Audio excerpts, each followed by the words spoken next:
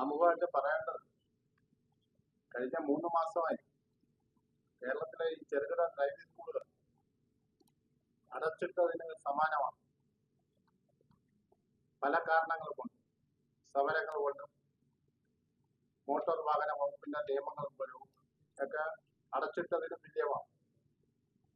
7000-ഓളം driving സ്കൂളുകൾ, അതുകൊണ്ട് ജീവിക്കുന്ന 70,000-ഓളം ആളുകൾ, അവരുടെ എല്ലാം ജീവിതം പട്ടിണിയിലാണ്. ബഹുമാനപ്പെട്ട ഈ മാധ്യമ സുഹൃത്തുക്കൾ, നമ്മൾ വാർത്തകൾ എഴുതുമ്പോഴും വാർത്തകൾ പ്രചരിപ്പിക്കുമ്പോഴും ഈ 70,000-ഓളം പേരുടെ കുടുംബവും അവരുടെ പട്ടിണിയും അവരുടെ കഷ്ടപ്പാടുകൾ കൂടെ മനസ്സിലാക്കണം എന്നാണ് ആദ്യമായിട്ട് ഒരു അഭ്യർത്ഥനയായിട്ട് പറയാനുള്ളത്. പിന്നെ ഇപ്പൊ ഈ പ്രസ് ക്ലബിലെ ഈ പത്രസമ്മേളനം നടത്താൻ കാരണം നമ്മളെ ഒരു പ്രതിഷേധ സമരവും ഉണ്ട്. അതുപോയിട്ട് ബഹുമാനപ്പെട്ട നമ്മുടെ ഗതാഗത മന്ത്രി അദ്ദേഹം സ്ഥിരം സംസാരിക്കുന്നിടത്തെല്ലാം CITU സംഘടനയുമായി ബന്ധപ്പെട്ട ചില പരാമർശങ്ങൾ നടത്തുന്നതുമായി ബന്ധപ്പെട്ടാണ് ഇന്ന് ഈ മീറ്റിംഗില് പ്രസ് ക്ലബിലെ മീറ്റിംഗ് വയ്ക്കാനുണ്ടായ കാരണം. ആദ്യമായിട്ട് അതിന് പറയേണ്ടത്, നമ്മുടെ ഡ്രൈവിംഗ് സ്കൂൾ മേഖലയിൽ യൂണിയനുകളുടെ ഒരു മീറ്റിംഗ് കഴിഞ്ഞ 15-ാം തീയതി ഗതാഗത മന്ത്രിയുടെ ഓഫീസിൽ വിളിക്കുകയുണ്ടായി. അംഗീകൃത യൂണിയനുകളുടെ 2 പ്രതിനിധികൾ വീതം പങ്കെടുക്കണമെന്നാണ് പറഞ്ഞിരുന്നത്. ഞങ്ങൾ അവിടെ പോകുമ്പോൾ 34 പേർ ആ ഹാളിലുണ്ടായിരുന്നു.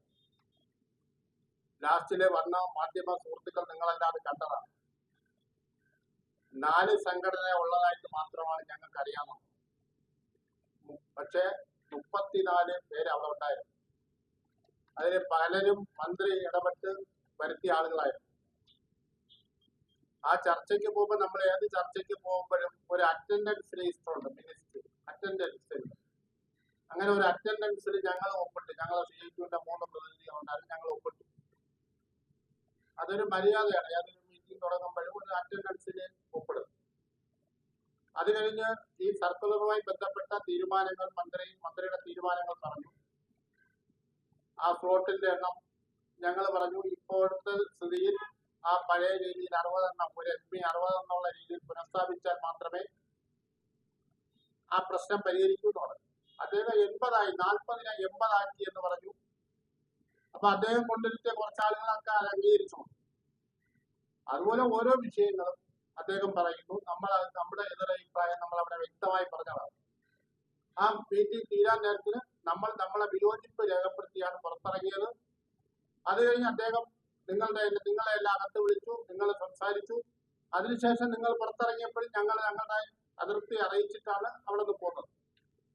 എന്നിട്ട് അദ്ദേഹം ഇപ്പൊ ചില മീറ്റിങ്ങുകളിലും ചില വർത്തമാനത്തിലും സംസാരത്തിലൊക്കെ CITU സംഘടന ഉൾപ്പെടെ ഒപ്പിട്ട് അംഗീകരിച്ചതെന്നാണ് അദ്ദേഹം സ്ഥിരം പറയുന്നത്. ഇനി പ്രസ് ക്ലബിൽ വിളിക്കാൻ വരേണ്ട കാരണവും അതാണ്. ഈ മീറ്റിംഗിൽ പങ്കെടുക്കുന്ന സമയത്ത് അറ്റൻഡൻസിൽ ഒപ്പിട്ടതല്ലാതെ ഈ ഒരു തീരുമാനങ്ങളും CITU സംഘടന അംഗീകരിച്ചിട്ടില്ല. ഈ തീരുമാനങ്ങൾ അംഗീകരിച്ചുകൊണ്ട് ഒരു മിനിറ്റ്സിലും നമ്മുടെ സംഘടന ഒപ്പിട്ട് കൊടുത്തിട്ടില്ല. അപ്പൊ ഇത്രയും ശുദ്ധ കളവ് പറയുന്ന ഒരാൾ അത് LDFന്റെ ഒരു മന്ത്രിയാണ് എന്നതിൽ നമുക്ക് ഒരുപാട് വിഷമമാണ്. പരസ്യമായി കളവ് പറയുക, അത് നിങ്ങൾ മനസ്സിലാക്കണം. അത് ഞങ്ങൾ വെല്ലുവിളിക്കുകയാണ്. കാരണം ഞങ്ങൾ അത് അറ്റൻഡൻസിൽ മാത്രമാണ് ഒപ്പിട്ടത്. അദ്ദേഹത്തിന്റെ ഒരു തീരുമാനം അംഗീകരിച്ച് കൈയടിച്ചവരൊക്കെ അവിടെ ഉണ്ട്. അവരെയൊന്നും ഞങ്ങൾ തള്ളി പറയുന്നില്ല. ഓരോ സംഘടനയ്ക്കും അവരവരുടെ നിലപാടുകൾ എടുക്കാം. CITU സംഘടന ആ വിഷയത്തിന് നമുക്കൊരു പരിഹാരം ഉണ്ടായിട്ടില്ല എന്ന് അന്നും നമ്മൾ പറഞ്ഞത്, ഇപ്പോഴും പറയും. അത് കഴിഞ്ഞ് വന്നതാണ് ഇൻസ്ട്രക്ടർ ടെസ്റ്റ് ഗ്രൗണ്ടിൽ ഉണ്ടാവണമെന്ന് പറഞ്ഞ വിഷയം. നിങ്ങൾക്കെല്ലാം അറിയാം, ഒരു ഡ്രൈവിംഗ് സ്കൂൾ തുടങ്ങണമെങ്കിൽ ഒരു ഇൻസ്ട്രക്ടർ വേണം. ആ ഇൻസ്ട്രക്ടറുടെ ജോലി എന്താ? ഇൻസ്ട്രക്ടർ എന്ന് പറഞ്ഞാൽ ടെക്നിക്കലായി പഠിച്ച IT പഠിച്ചതോ പോളിടെക്നിക്ക് പഠിച്ച ഒരു ഇൻസ്ട്രക്ടർ. അയാളുടെ ജോലി ഈ പഠിക്കാൻ വരുന്ന വിദ്യാർത്ഥികൾക്ക് തിയറി ക്ലാസ് എടുക്കുകയാണ്. കാര്യങ്ങൾ പറഞ്ഞ് തിയറി ക്ലാസ് എടുക്കേണ്ട ആളാണ്. അതുപോലും മനസ്സിലാക്കാതെ മോട്ടോർ വാഹന നിയമത്തിൽ പറഞ്ഞിട്ടുണ്ട് ഇൻസ്ട്രക്ടർ ടെസ്റ്റ് ഗ്രൗണ്ടിൽ വേണമെന്ന ഒരു പുതിയ കണ്ടുപിടുത്തം മന്ത്രി നടത്തിയിരിക്കുക. ഇൻസ്ട്രക്ടർ ഉണ്ടാകണം എന്ന് പറഞ്ഞതിലല്ല ഞങ്ങളുടെ എതിർപ്പ്. ആ ഇൻസ്ട്രക്ടറുടെ ജോലി തീരുമാനിക്കുന്നത് ബഹുമാനപ്പെട്ട ഗതാഗത മന്ത്രിയല്ല, നിയമങ്ങളാണ്, രാജ്യത്തെ മോട്ടോർ വാഹന നിയമങ്ങളാണ്. മോട്ടോർ വാഹന നിയമത്തിൽ പറഞ്ഞിട്ടുള്ളത് ഈ തിയറി ക്ലാസ് എടുക്കാൻ ഇൻസ്ട്രക്ടർ ഡ്രൈവിംഗ് സ്കൂളിൽ ഉണ്ടാകണമെന്നാണ്. നിങ്ങൾക്കറിയാലോ ഇവിടെ ഏതെല്ലാം ഡിപ്പാർട്ട്മെന്റുകൾ ഇപ്പൊ എക്സാം നടത്തുന്നു, PSCയും യൂണിവേഴ്സിറ്റികളും എക്സാം നടത്തുന്നു. ഈ പഠിപ്പിക്കുന്ന അധ്യാപകൻ പരീക്ഷ എഴുതുന്ന ഹാളിൽ കൂടെ വന്ന് നിൽക്കണമെന്ന് ഏതെങ്കിലും ഒരു നിയമത്തിൽ പറഞ്ഞിട്ടുണ്ടോ? അപ്പൊ ഈ തിയറി ക്ലാസ് എടുക്കാൻ പറഞ്ഞ ഇൻസ്ട്രക്ടർ അത് ഡിപ്ലോമ ഹോൾഡറാണ്. അത് വന്ന് രാവിലെ 7 മണിക്ക് ഗ്രൗണ്ടിൽ കൂടെ നിൽക്കണമെന്ന കണ്ടുപിടുത്തം നമ്മളെ ഗതാഗത മന്ത്രി നടത്തിയിരിക്കുക. അദ്ദേഹം ഇതൊക്കെ പറഞ്ഞ് പൊതുജനങ്ങളെ കയ്യിലെടുക്കുകയാണ് ഈ കളവ് പറഞ്ഞു. ഇതെല്ലാം കൂടെ കൊണ്ട് നഷ്ടപ്പെടുന്നത് കുറെ പാവപ്പെട്ട ഡ്രൈവിംഗ് സ്കൂളുകാര് എന്തോ പിടിച്ചു പറിക്കാരാണ്, കള്ളന്മാരാണെന്ന് ധ്വനിയിൽ അവരെ സമൂഹത്തിന്റെ മുമ്പ് മോശമായി ചിത്രീകരിക്കുന്ന രീതിയിലാണ് നമ്മുടെ ഗതാഗത മന്ത്രിയുടെ ഈ വർത്താനങ്ങളും ഈ അറിയിപ്പുകളെല്ലാം വരുന്നത്. അതുപോലെ അദ്ദേഹം പറയുന്നത് ഡ്രൈവിംഗ് പരിശീലനം ആർക്ക് വേണമെങ്കിലും നടത്താം. മോട്ടോർ വാഹന വകുപ്പ് നിശ്ചയിച്ച മാനദണ്ഡങ്ങൾ അനുസരിച്ചാണ് ഒരു ഡ്രൈവിംഗ് സ്കൂൾ പ്രവർത്തിക്കുന്നത്. ആ ഡ്രൈവിംഗ് സ്കൂളിലെ ഡിവൽ ക്ലച്ച് എല്ലാം ഉപയോഗിച്ചാണ് ഒരു വിദ്യാർത്ഥിയെ പഠിപ്പിക്കുന്നത്. നിങ്ങൾ എല്ലാവരും പഠിച്ചിട്ടുണ്ടെങ്കിൽ അങ്ങനെയായിരിക്കും പഠിച്ചിട്ടുള്ളത്. ആർക്ക് വേണമെങ്കിലും സ്വന്തം വാഹനത്തിൽ വരെ, അവിടെ ഇൻസ്ട്രക്ടർ വേണ്ട, ഒന്നും വേണ്ട. ഡ്രൈവിംഗ് സ്കൂളുകൾ കൂട്ടിക്കാൻ വേണ്ടി ഡ്രൈവിംഗ് സ്കൂളിന്റെ ഇൻസ്ട്രക്ടർ സ്കൂളിൽ ഇരുന്ന പോലെ അവൻ ഗ്രൗണ്ടിൽ വരണം. ഇനി നാളെ അദ്ദേഹം വേറെ എവിടേക്ക് വരണമെന്ന് പറയും. അതേസമയം സ്വന്തം വാഹനം കൊണ്ടുവരുന്നവർക്ക് ഈ നിയമങ്ങളൊന്നും ബാധകമല്ല. ഇതൊക്കെ പറയുമ്പോൾ നിങ്ങൾക്കൊന്നും തിരിച്ചു ചോദിച്ചുകൂടി, ഈ ഡ്രൈവിംഗ് പഠനവുമായി ബന്ധപ്പെട്ട നിയമങ്ങൾ എല്ലാവർക്കും തുല്യമല്ലേ? അപ്പൊ ഇതേപോലെ ഓരോ കാര്യങ്ങൾ. അപ്പൊ ഇതിന് നമ്മൾ ഇപ്പോഴും പറയുന്ന ഇതാണ്, ഇൻസ്ട്രക്ടർ വിഷയത്തിൽ തെറ്റിദ്ധാരണകൾ ഉണ്ടാവരുത്. ഇൻസ്ട്രക്ടർ സ്കൂളിൽ തിയറി ക്ലാസ് എടുക്കേണ്ട ആളാണ്. അദ്ദേഹം സ്കൂളിൽ ഉണ്ടാവണമെന്ന് തന്നെ ഞങ്ങളെ സംഘടനയെ പറയുന്നത്. ഒരു ഡ്രൈവിംഗ് സ്കൂൾ രജിസ്റ്റർ ചെയ്യുമ്പോൾ ആ ലൈസൻസ് ഒരു ഇൻസ്ട്രക്ടറെ കൂടെ ഉൾപ്പെടുത്തിയാണ് ചെയ്യുന്നത്. ആ ഇൻസ്ട്രക്ടർ അവിടെ വന്ന് അവിടെ പഠിക്കുന്ന പിള്ളേർക്ക് തിയറി ക്ലാസ് പറഞ്ഞു കൊടുക്കുന്ന ആളാണ്. അതിനെ മാറ്റി അദ്ദേഹം ടെസ്റ്റ് ഗ്രൗണ്ടിൽ ടെസ്റ്റ് നടത്താമെന്ന് നിൽക്കണം എന്ന് പറയുന്നതിലാണ് നമുക്ക് വിയോജിപ്പുള്ളത്. അതിന് നിങ്ങൾ ആ പോയിന്റ് കൃത്യമായിട്ട് മനസ്സിലാക്കണമെന്ന് മാത്രമാണ് അതിൽ പറയാനുള്ളത്. പിന്നെ നമ്മുടെ IDTR എന്ന് പറഞ്ഞ ഈ ഇൻസ്ട്രക്ടർമാരെ ലൈസൻസ് കൊടുക്കുന്ന 1 വർഷം 3 മാസത്തെ കോഴ്സ് ഉണ്ട്. എടപ്പാൾ എന്ന നമ്മുടെ മലപ്പുറം ജില്ലയിലെ എടപ്പാളിലാണ് ആ കോഴ്സ് നടത്തുന്നത്. ആ കോഴ്സ് 3 മാസം അറ്റൻഡ് ചെയ്ത് കഴിഞ്ഞാൽ അയാൾക്ക് ഇൻസ്ട്രക്ടർ ലൈസൻസ് ആയി. ഈ ഡിപ്ലോമ IT ഹോൾഡറെ പോണ്ട. ഇത് ഞങ്ങൾ Rishiraj Singh IPS transport commissioner ആയിരിക്കുമ്പോൾ ഇൻസ്ട്രക്ടർ ഫുൾ ടൈം ഇല്ലെന്ന് പറഞ്ഞ ഒരു സ്കൂൾ അടച്ചപ്പോൾ ഇതേപോലെ ഒരു സമരമൊക്കെ ഉണ്ടായി. അന്ന് ആര്യാടൻ മുഹമ്മദ് സാറായിരുന്നു ഗതാഗത മന്ത്രി. ഒരു ചർച്ചയുടെ ഭാഗമായിട്ട് കൊണ്ടുവന്ന ഒരു തീരുമാനമാണ്. അന്ന് ജ്യോതിലാൽ സാറാണ് ഗതാഗത സെക്രട്ടറി ആയിരുന്നു. ആ എടപ്പാളില് ഇൻസ്ട്രക്ടർ ലൈസൻസ് ആയിട്ട് പരിഗണിക്കും. എടപ്പാളില് നമ്മുടെ മോട്ടോർ വാഹന വകുപ്പ് 3 മാസത്തെ ട്രെയിനിങ് നൽകി കൊടുക്കുന്ന ലൈസൻസ് ഇൻസ്ട്രക്ടർ ലൈസൻസ് ആയിട്ട് പരിഗണിക്കും. അത് ഞങ്ങൾ ആ ലൈസൻസ് ഒരുപാട് ഡ്രൈവിംഗ് സ്കൂളുകാർ എടുത്തിട്ടുണ്ട്. 3000 രൂപയായിരുന്നു ഫീസ്. ഇപ്പൊ അത് ഒറ്റയടിക്ക് 37,500 രൂപയായിട്ട് വർദ്ധിക്കും. നിങ്ങളത് മനസ്സിലാക്കണം. IDTRന്റെ ക്ലാസ് എടപ്പാളിൽ മോട്ടോർ വാഹന വകുപ്പാണ് അത് കണ്ടക്ട് ചെയ്യണം. ആ ക്ലാസ്സിന് 3000 രൂപ ഫീസായിരുന്നത് 37,500 രൂപയായിട്ട് വർദ്ധിക്കും. ഒരു ചർച്ചയില്ല, ഒന്നുമില്ല, ഏകപക്ഷീയമായ തീരുമാനം. ഈ ഫീസിനെ ഞങ്ങൾ പറയുന്നത് ആ ഫീസ് ഒന്ന് കുറച്ച് 3000 എന്നുള്ളത് 6000 ആക്കാം, അല്ലെങ്കിൽ 7000 ആക്കാം. ഈ 37,500 എന്ന് പറയുമ്പോൾ ഈ സാധാരണ ഒരു ഡ്രൈവിംഗ് സ്കൂളുകാരൻ അവൻ 1 മാസം 3 മാസം അടച്ചെന്ന് നിൽക്കുന്നതേ അവന്റെ കുടുംബം പോക്കാണ്.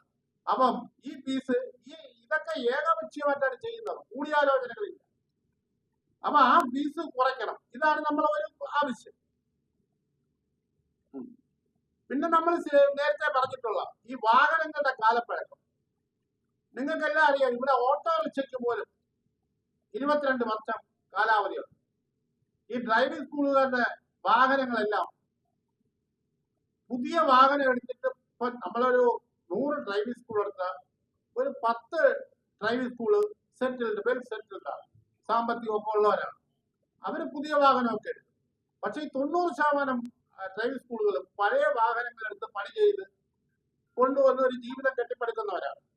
അപ്പൊ അവരെടുത്ത് അവർ ഈ 15 വർഷമൊക്കെ എന്ന് പറഞ്ഞാൽ അവർ നല്ല ടിപ്പായിട്ട് വെച്ചിരിക്കും. കാരണം അന്നെന്നുള്ള പണി ചെയ്താണ് വെച്ചിരിക്കുന്നത്. അത് ഒറ്റയടിക്ക് 22 വർഷമൊക്കെയാണ്. നമ്മളിവിടുത്തെ ഓട്ടോറിക്ഷയ്ക്ക് പോലും 22 വർഷം കൊടുത്തിട്ടുണ്ട്. പൊതുജനങ്ങളെ കയറ്റി ഓടുന്ന ഓട്ടോറിക്ഷയ്ക്ക് പോലും 22 വർഷം കൊടുത്തിട്ടുണ്ട്. അപ്പൊ ഞങ്ങളുടെ ആവശ്യം അത് 22 വർഷമാണ്. അപ്പം ഇദ്ദേഹം അത് 18 വർഷം സൗജന്യം ചെയ്യുമ്പോൾ 18 വർഷമാക്കി അത് പറഞ്ഞിട്ടുണ്ട്. പിന്നെ നിങ്ങൾക്കറിയാം, ഒരു പൊതുസമൂഹത്തിന് തന്നെ ഒരു ബാധ്യതയായിട്ട് വന്നിരിക്കുകയാണ്. അദ്ദേഹത്തിന്റെ കണക്കിൽ, ഗതാഗത വകുപ്പിന്റെ കണക്കിൽ തന്നെ 2.5 ലക്ഷം അപേക്ഷ കെട്ടിക്കിടക്കുകയാണ്.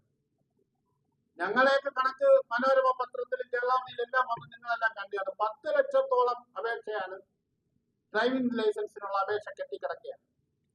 അപ്പോൾ നമ്മൾ ഈ സർക്കാർ പറഞ്ഞ കണക്ക് അംഗീകരിക്കാം. 2.5 ലക്ഷം അപേക്ഷ കെട്ടിക്കിടക്കും. ഈ 2.5 ലക്ഷം അപേക്ഷ കെട്ടിക്കിടക്കണം എന്ന് പറയുമ്പോൾ അതിന്റെ ഒരു സീരിയസ് നിങ്ങൾ മനസ്സിലാക്കണം. ഇവര് ലേണിംഗ് ടെസ്റ്റ് പാസ്സായിട്ട് ഇവർക്ക് 30 ദിവസം ക്ലാസ് കൊടുത്തിട്ട് ഒരു ഡ്രൈവിംഗ് സ്കൂളുകാരെ ക്ലാസ് കൊടുത്ത് സജ്ജമാക്കി നിർത്തിയവരാണ് ഇവര്. അവരാണ് പെൻഡിങ്ങിൽ നിൽക്കുന്നത്. അപ്പോഴാണ് ഈ സ്ലോട്ടില് ഒരു ME 60 എണ്ണം വെച്ച് ചെയ്തിട്ട് പോലും തീരുന്നില്ല. ഈ പെൻഡിങ് കൂടിക്കൊണ്ടിരിക്കുകയാണ്. അപ്പം 30 ദിവസം ക്ലാസ് കൊടുത്ത് സജ്ജമാക്കി നിർത്തുന്നതിന്റെ ചെലവ് നിങ്ങൾ ഊഹിക്കണം. അവര് പലരും വിദേശങ്ങളിൽ നിന്ന് വന്നവരുണ്ട്, മറ്റ് വിദ്യാഭ്യാസ പഠിച്ചുകൊണ്ടിരുന്നിടത്ത് ലീവ് എടുത്ത് വന്നവരുണ്ട്. 2.5 ലക്ഷം പേര് പുറത്തു നിൽക്കുകയാണ്. അപ്പൊ നമ്മൾ ആവശ്യപ്പെടുന്നത് എന്താ? ആ പെൻഡിങ് ലൈസൻസ് തീർക്കാൻ ഒരു സംവിധാനം ഉണ്ടാക്കണം. ഇദ്ദേഹം പറയും ഞങ്ങൾ അത് എൻഫോഴ്സ്മെന്റ് ചെയ്യും, അത് ചെയ്യുമെന്നുള്ളത്. ഇത്രയും ദിവസമായിട്ട് ഈ 1.5-2 മാസമായിട്ട് ആരും വന്നിട്ടുമില്ല, അതിലൊരു പെൻഡിങ് തീർത്തിട്ടുമില്ല. അപ്പൊ നിങ്ങളിത് കാണുമ്പോ അതൊന്ന് ചോദിക്കണം.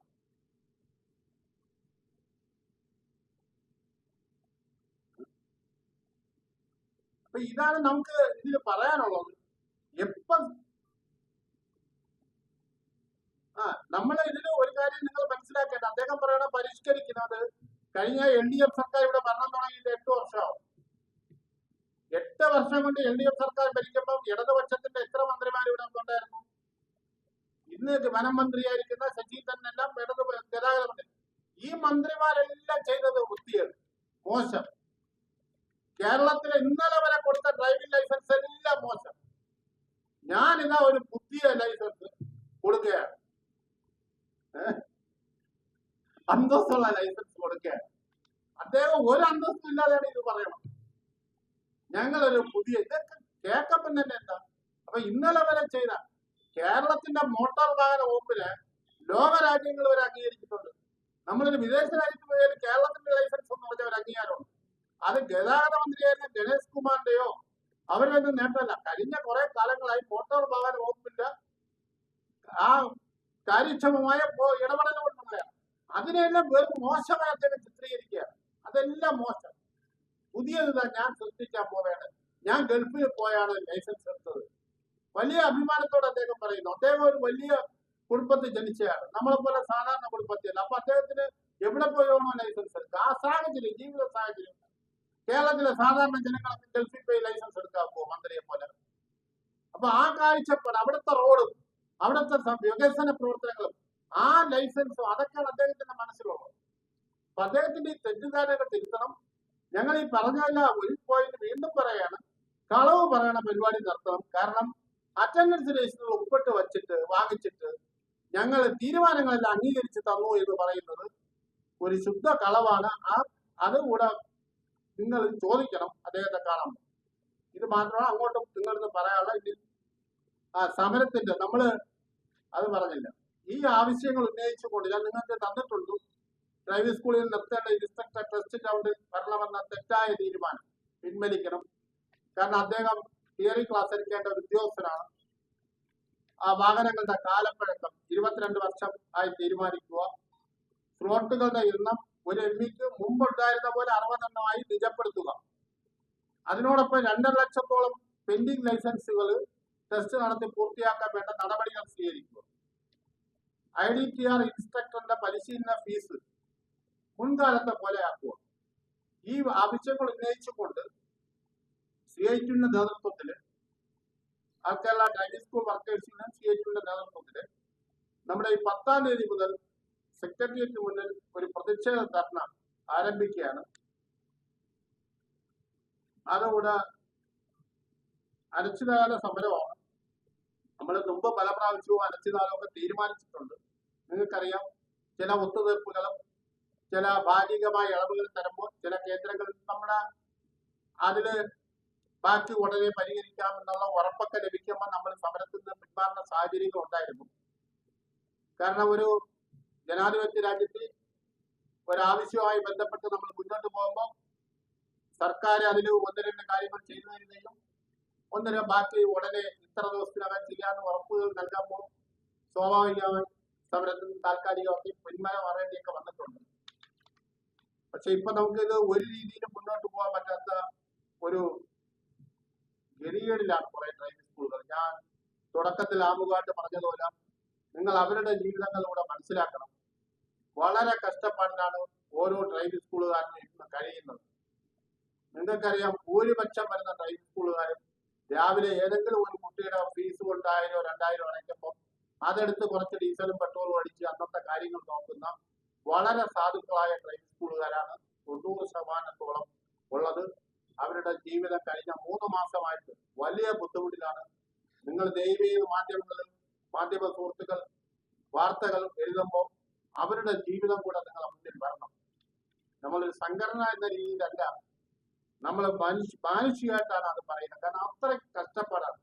അവർ കാണുമ്പോൾ എല്ലാം നല്ല ടിപ്പിൽ നിൽക്കും. പക്ഷെ അവരൊക്കെ ഒരു 3 മാസത്തെ, കാരണം ഒരു ഡ്രൈവിംഗ് സ്കൂളുകാരുടെ ജീവിതത്തിലെ വരുമാനം എന്ന് പറയുന്ന ഏപ്രിൽ-മെയ് മാസമാണ് ഒരു വർഷത്തെ. കാരണം +2 ഒക്കെ പഠിച്ച് പിള്ളേർ പഠിച്ചിറങ്ങി വരുന്ന സമയത്തുള്ള കുറെ ന്യൂ അഡ്മിഷൻ, ആ ന്യൂ അഡ്മിഷനാണ് ഒരു ഡ്രൈവിംഗ് സ്കൂളിന്റെ നിലനിൽപ്പ്.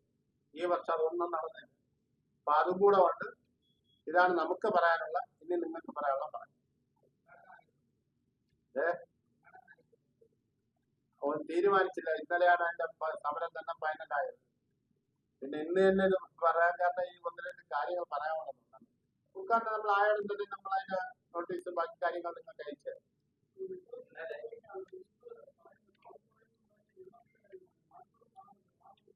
ഇല്ല ഇല്ല ഇല്ല, അതല്ല പറഞ്ഞത്.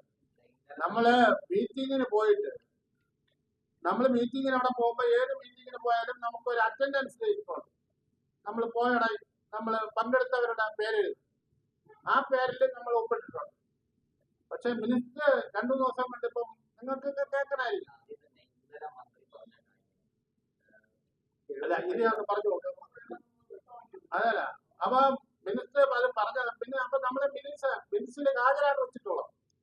മിനിസ്റ്റർ പറയുന്നത് CIT സംഘടന ഉൾപ്പെടെ എല്ലാവരും അംഗീകരിച്ച് ഒപ്പിട്ട് തന്നു എന്നാണ് സ്ഥിരം പറയുന്നത്. അദ്ദേഹം അന്ന് ഒരു ചർച്ചയ്ക്ക് വിളിച്ചല്ലോ 15-ാം തീയതി. ആ ചർച്ചയിൽ വന്ന വിഷയങ്ങൾ, ഭാഗികമായ തീരുമാനങ്ങൾ, ആ തീരുമാനങ്ങളെ അംഗീകരിക്കാതെയാണ് ഞങ്ങൾ ഇറങ്ങിപ്പോകുന്നത്. ആ തീരുമാനങ്ങളെല്ലാം CIT സംഘടന ഉൾപ്പെടെ അംഗീകരിച്ച് സ്ലോട്ടിന്റെ എണ്ണം നമ്മൾ ആവശ്യം പഴയ രീതി പുനഃസ്ഥാപിക്കുക. ഒരു ME-ക്ക് 60 എണ്ണം, ആ രീതി പുനഃസ്ഥാപിക്കുക. ഈ പെൻഡിങ് 2.5 ലക്ഷം അവരുടെ കണക്കാണ് തീരുന്നത് വരെയെങ്കിൽ. പിന്നെ വാഹനങ്ങളുടെ കാലവഴക്കം 18 ആക്കി അദ്ദേഹം വർദ്ധിപ്പിച്ചു എന്നും 15 കുറച്ചത്. അപ്പൊ ഞങ്ങളുടെ വ്യക്തമായ ആവശ്യം അപ്പോഴും അദ്ദേഹത്തിന് പറഞ്ഞു, ഞങ്ങളുടേത് അത് 22 വർഷമാക്കി തരണം. കാരണം ഇവിടുത്തെ ഓട്ടോറിക്ഷയ്ക്കുള്ള നിയമം ഈ ഡ്രൈവിംഗ് സ്കൂളുകാരുടെ വാഹനത്തിന് തരണം എന്നാണ് ഞങ്ങൾ ആവശ്യപ്പെട്ടത്.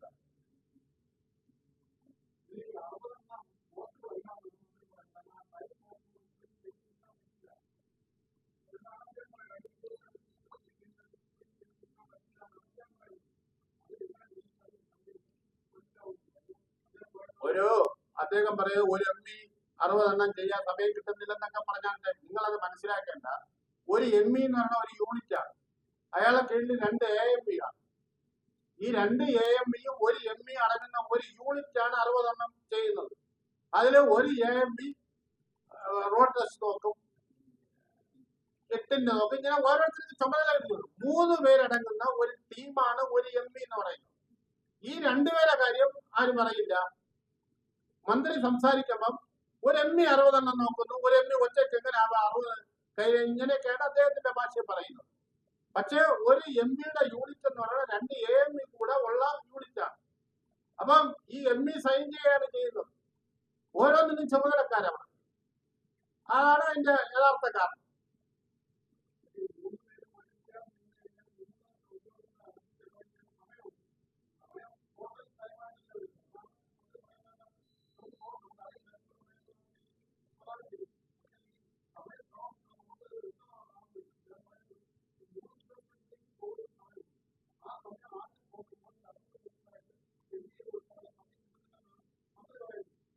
അത് മന്ത്രിയുടെ കണ്ടുപിടുത്തമാണ്. കാരണം ഈ രാവിലെ ടെസ്റ്റ് 6:30 ആള് കൂടുതലുണ്ടെങ്കിൽ 6:30 മണിക്ക് തുടങ്ങും. 2 മണി 2:30 മണിക്കാണ് തീരുന്നത്. ഈ സമയം അഡ്ജസ്റ്റ് ചെയ്താണ് MP അവരുടെ ഡ്യൂട്ടി സമയത്തല്ല അവർ വരുന്നത്. നിങ്ങൾ ഏതെങ്കിലും ടെസ്റ്റിന് വേണ്ടി അന്വേഷിക്കണം. MP-മാരെ ടെസ്റ്റ് തുടങ്ങണം എപ്പോഴാണ്? അതിരാവിലെ തുടങ്ങും. പിന്നെ കഴിഞ്ഞ 40 വർഷമായിട്ട് ചെയ്തുകൊണ്ടിരുന്ന ഒരു കാര്യം, ഇത്രയും കാലം ഡ്രൈവിംഗ് പഠിച്ചിറങ്ങിയ ഒരു കുട്ടിയും അവിടെ വെച്ച് അപകടത്തിൽപ്പെട്ടിട്ടില്ല. പറയുമ്പോ എല്ലാവർക്കും പറയാം മോട്ടോർ വാഹന വകുപ്പ്, ഞാൻ മോട്ടോർ മേഖലയിലുള്ള ഒരു ട്രേഡ് യൂണിയന്റെ ആളാണ്. എല്ലാവർക്കും പറയാം വരുന്ന അപകടത്തിനെല്ലാം കാരണം ഡ്രൈവർമാരാണ് അല്ലെങ്കിൽ ഡ്രൈവിംഗ് സ്കൂളുകാരാണ്. ആ രീതിയിലാണ് ഇപ്പോഴും സമർത്ഥിച്ചുകൊണ്ട് വരുന്നത്.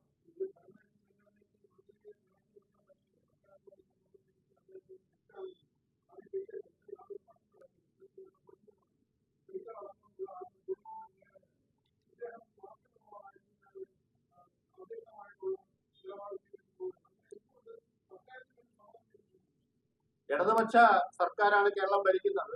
CPM-ഉം ഒക്കെയാണ് അതിന്റെ നേതൃത്വത്തിലുള്ളത്.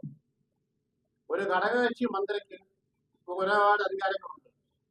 ആ ഘടകകക്ഷി മന്ത്രിയെ തിരുത്താൻ വേണ്ടിയുള്ള ശ്രമങ്ങളെല്ലാം സംഘടന എന്ന രീതിയിൽ ചെയ്യേണ്ടതെല്ലാം നമ്മൾ ചെയ്തിട്ടുണ്ട്.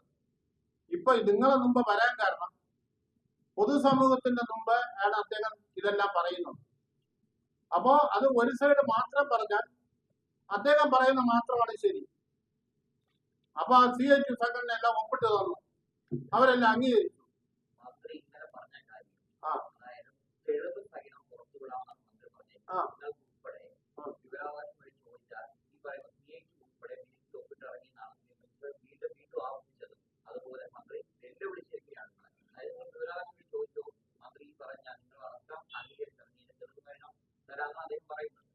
അത് വേണമെങ്കിൽ ചോദിക്കാം. പക്ഷെ നിങ്ങൾ മനസ്സിലാക്കേണ്ട, ഞങ്ങൾ അതിൽ ഒപ്പിട്ടത് നമ്മൾ മീറ്റിങ്ങിന് പോകുമ്പോൾ ഒരു അവിടെ ഇല്ല, അങ്ങനെ ഒരു സംഭവമേ നടന്നിട്ടില്ല. നമ്മൾ ഏകദേശം പകുതിയായപ്പോൾ അവിടെ ഇറങ്ങി. നിങ്ങൾ അവിടെ അകത്ത് കയറിയപ്പോൾ നമ്മളില്ല. അവിടെ CCTV ഒക്കെ ഉണ്ടല്ലോ. ആ ഒപ്പിട്ടവരുടെ ഇതെടുത്താൽ മതിയല്ലോ. ഞങ്ങളെ സംഘടനയിൽ ഞങ്ങൾ 3 പേരാണ് കയറിയത്. കാരണം തിരുവനന്തപുരം ജില്ലയിലും പത്തനംതിട്ട ജില്ലയിലുള്ള സംസ്ഥാന ഭാരവാഹികൾ, ഇദ്ദേഹം തിരുവനന്തപുരം ജില്ലയിലാണ്. വേറെ ഈ ദൂര ജില്ലകളിലുള്ള ഭാരവാഹികൾക്ക് ഇവിടെ എത്തിച്ചേരാൻ ബുദ്ധിമുട്ടുള്ളതുകൊണ്ട് നമ്മളാണ് കയറിയത്. CCTV ഒക്കെ ഉണ്ടല്ലോ. ഞങ്ങളൊരു ഒപ്പിട്ടതായിട്ട് അദ്ദേഹം കാണിച്ചില്ല. ഇനി നമ്മളെ നമ്മൾ ആദ്യം കയറിയപ്പോ ഒപ്പിട്ടല്ലോ മറ്റേ അറ്റൻഡൻസിൽ. ഇതിനെടുത്ത് അദ്ദേഹം മറ്റേ തീരുമാനത്തിന്റെ അടിയിൽ ഒട്ടിച്ചോന്ന് അറിഞ്ഞൂടാ. വേണമെങ്കിൽ അതും ചെയ്യും അദ്ദേഹം. ഇനി അല്ലാതെ നമ്മളെ വെല്ലുവിളിച്ച് നമുക്ക് പറയാം CCTV എല്ലാം ഉണ്ടായിരുന്നു, കൃത്യമായി എല്ലാം. മന്ത്രിയുടെ റൂമാണ്, CCTV എല്ലാം കറക്റ്റാ വർക്കിംഗ് ആണ്. CIT സംഘടനയാണ് ഒരാൾ, ആരെങ്കിലും ഒരാൾ ആ തീരുമാനത്തിന്റെ താഴെ ഒപ്പിട്ട് കൊടുത്തിട്ടുണ്ടോ പറയാം. ആ കറക്റ്റായിട്ട് ഞങ്ങൾ പറയാം. ഞങ്ങൾ ചെയ്യാത്ത കാര്യം നമ്മൾ ഒരാൾ ചെയ്തെന്ന് പറഞ്ഞാൽ അത് ഇല്ല എന്ന് നമ്മൾ പറയേണ്ട ഉത്തരവാദിത്വം നമുക്കില്ല.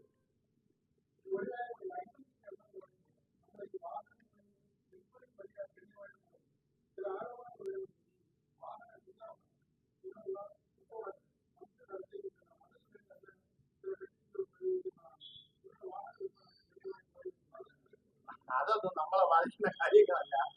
അങ്ങോട്ട് പോകണ്ട വാഹന വിപണിയോ നമ്മളെ ഗതികേട് കൊണ്ടാണ് നമ്മളുള്ളത് തിരികെ നിങ്ങളെ മുമ്പ്.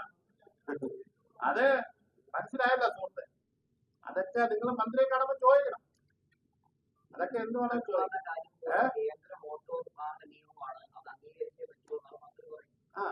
കേന്ദ്ര മോട്ടോർ വാഹന നിയമത്തില് നിങ്ങളെ അത്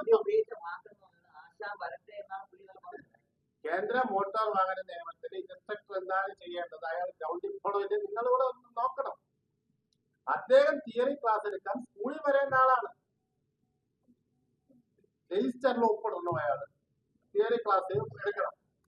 ഇദ്ദേഹം അതൊന്നും നോക്കാതെ ഇദ്ദേഹം പറയുന്നത് മറ്റേ പഴയ ഒരു ശൈലിയിൽ അവർ വരട്ടെ.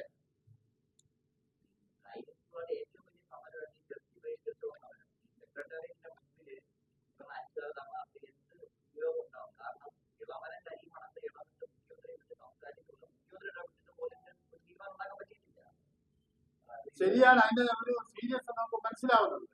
പക്ഷെ നമ്മൾ തിരിച്ചു ചോദിക്കുകയാണ്, മുഖ്യമന്ത്രി ഇപ്പൊ കരീം ഇടപെട്ട് മുഖ്യമന്ത്രി ഇടപെട്ട് നടക്കില്ല എന്ന് പറഞ്ഞുകൊണ്ട് നമുക്ക് നമ്മൾ ആശ്രയിച്ച് നിൽക്കുന്ന 10,000-കണക്കിന് പേരെ വഴിയിൽ ഉപേക്ഷിച്ചിട്ട് പോകാൻ പറ്റും?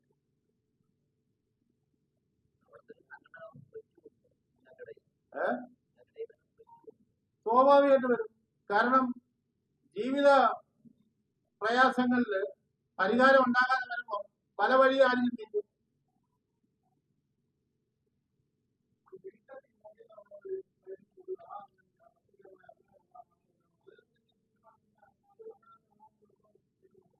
ബിടെക് ഉള്ളവർക്കാണ് മുൻഗണന. പിന്നെ അത് ലഘുവെച്ച് നമ്മൾ IT 1 വർഷത്തെ ഡിപ്ലോമ കോഴ്സ് ആയാലും മതി.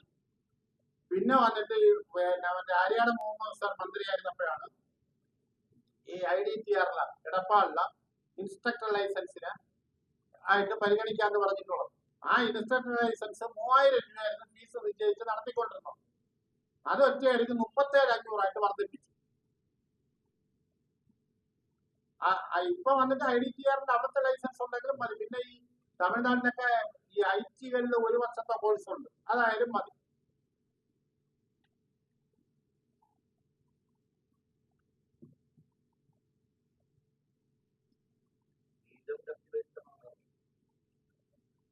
ടെസ്റ്റ് ബഹിഷ്കരണം എന്ന് പറഞ്ഞാൽ ഞാൻ ഈ ആമുഖമായിട്ട് പറഞ്ഞ അവരുടെ പട്ടിണി കൂട്ടേ ഉള്ളൂ. അവര് കാരണം 1ഉം 2ഉം ഒക്കെ നടക്കുന്ന, കാരണം ഈ 30 ദിവസം 40 ദിവസം പഠിപ്പിച്ചു കൊണ്ടുവരുന്ന ഒരാളിന് ടെസ്റ്റിന് കയറ്റാം. നമ്മൾ ആ ഇടയ്ക്ക് വെച്ച് സമരത്തിൽ നിന്ന് പിന്മാറാനുള്ള കാരണവും അതാണ്. കാരണം ഇവര് പഠിപ്പിച്ച് കൊണ്ടുവരുന്ന ഒരു കുട്ടിയെ നമ്മളെ ബഹിഷ്കരണത്തിന്റെ പേര് പറഞ്ഞ് കയറാതെ വരുമ്പോൾ പിന്നെ 6 മാസം കഴിഞ്ഞാൽ ഇയാളുടെ ഡേറ്റ് കിട്ടണം, അടുത്ത ഡേറ്റ് കിട്ടണം ഇപ്പോഴത്തെ കണ്ടീഷൻ. അപ്പൊ ഈ 6 മാസം ഇദ്ദേഹം ഇങ്ങനെ നിൽക്കും, ഈ പഠിപ്പിച്ചതൊക്കെ മറക്കും. അപ്പൊ ഇടയ്ക്കിടയ്ക്ക് പ്രാക്ടീസ് കൊടുക്കേണ്ട ജോലി ആക്കാവും, സ്കൂളുകാരനാവും.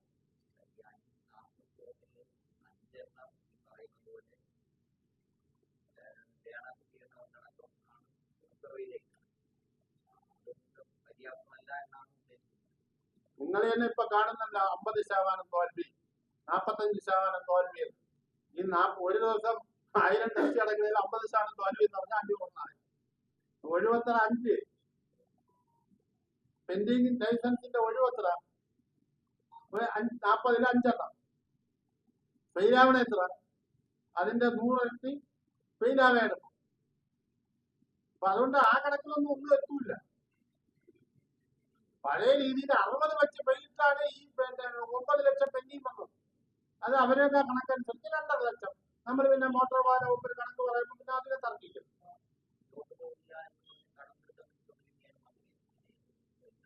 അദ്ദേഹത്തിന് വേറെ എന്തെങ്കിലും ലക്ഷ്യങ്ങൾ കാണും, നമുക്കറിയില്ല. ഒരു സംശയമില്ല.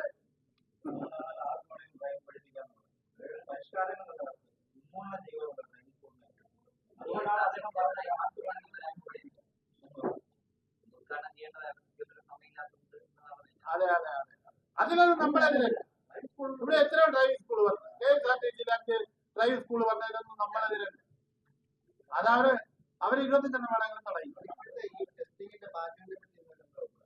എങ്ങനാ ഇപ്പൊ അത് തന്നെ നിലവിൽ മാറ്റങ്ങളൊന്നും പുതുതായിട്ട് പുള്ളിക്ക് പല ഐഡിയകളുണ്ട്, കൊണ്ടുവരാൻ പോലെ അറിയാൻ പറ്റും.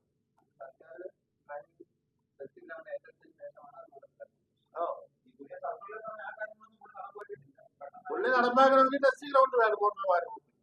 അതിതുവരെ ഇല്ല. അതുണ്ടാക്കണമെങ്കിൽ തന്നെ ഇത് ബുദ്ധിമുട്ടുള്ള കാര്യമാണ്. അതൊക്കെ ഉണ്ടാക്കിയിട്ട് വന്നിട്ട് നടപ്പിലാക്കുന്നതിനൊക്കെ ഞങ്ങള് എതിരല്ല. ഒരു പരിഷ്കരണത്തിനും CIT സംഘടന എതിരല്ല.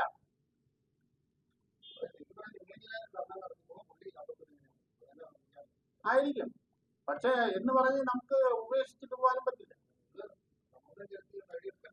അയാള് സമ്മർദ്ദത്തിന്റെ ഭാഗമാണ് ഈ സമരവും ഈ വാർത്താ സമ്മേളനവും. അല്ല, സമ്മർദ്ദത്തിന്റെ ഭാഗമാണ്. കേൾക്കേണ്ടടുത്തെല്ലാം ഇത് കേൾക്കും.